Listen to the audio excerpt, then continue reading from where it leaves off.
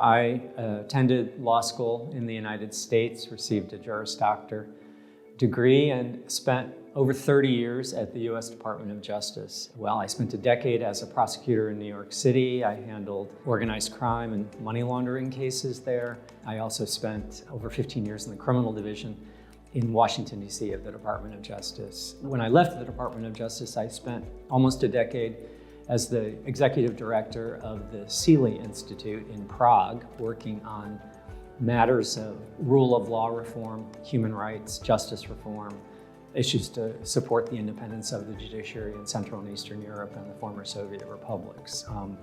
Because of my work in the region, I've also, perhaps for an American, have an unusual amount of familiarity with legal systems in Europe, with the jurisprudence of the European Court of Human Rights and the Council of Europe.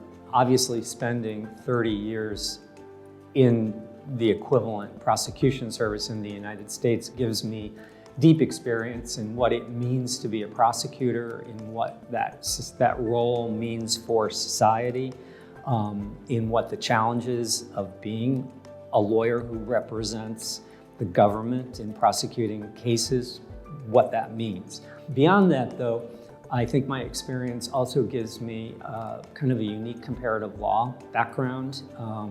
I've worked across many different legal systems, including many of the systems in this part of the world.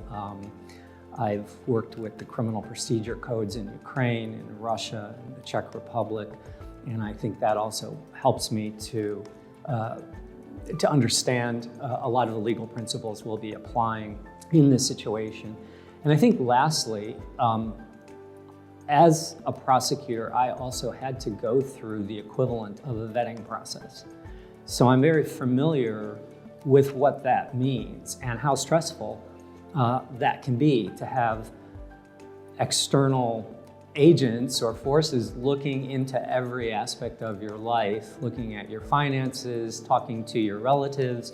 I appreciate that this is an invasive process, and I think I'm sensitive to what the prosecutors are going through. This is a fundamentally important step for the Republic of Moldova, for the people of Moldova. Moldova is perched at a critical point. It is now officially on target for admission, for accession to the European Union.